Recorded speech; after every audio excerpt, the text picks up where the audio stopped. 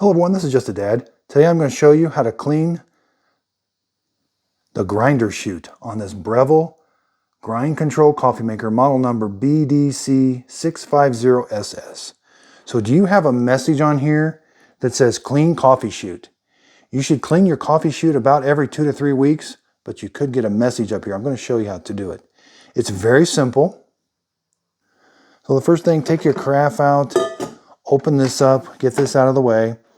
You do have this little tray here, so it's a good time to just wipe that off and clean that.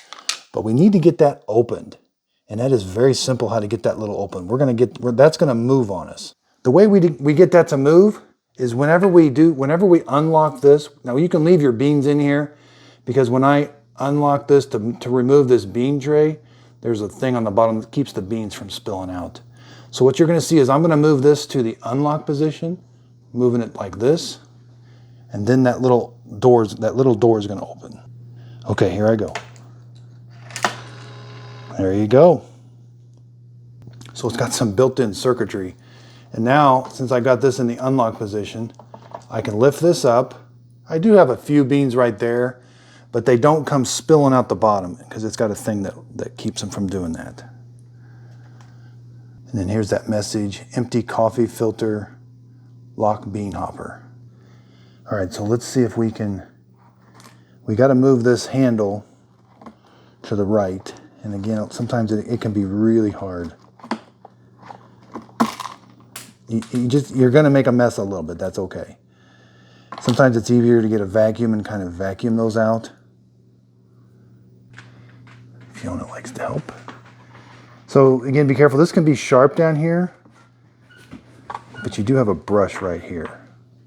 Now you might be tempted to dump this over, which you can, but be careful. If you've got water in the tank, it's going to come out and make a mess. But you can just dump it over and get the coffee beans out, but you can also suck those up with a vacuum. So this part I can take over to the sink and I can give that a good washing. But over here, I've got to use this brush, and you're just going to kind of just brush in around, kind of get in those grooves. But the main thing we want to clean also is down here. So now, see that opening? That thing does get some buildup in there, and you definitely have got to clean this about every 2 or 3 weeks. You're going to get the brush. Now it does come through to the other side. We can sort of see what we're cleaning.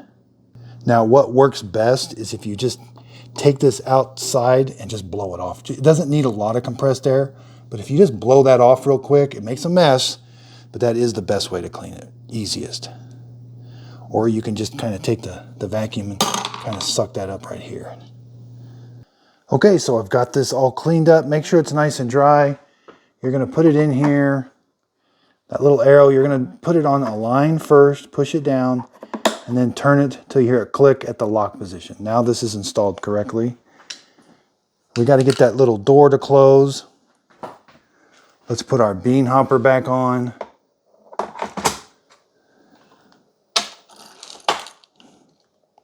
And then when we close this, that's when it closes.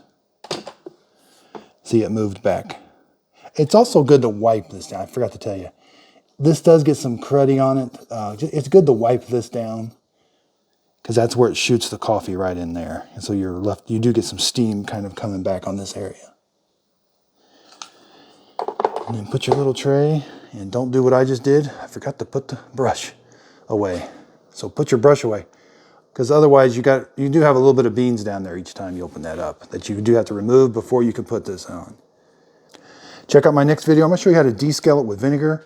So if your display says DESC, I think, it's time to descale it. Or if your coffee's not tasting as good, or if it's not as hot as it used to be, it's time to descale. Thanks everybody for watching.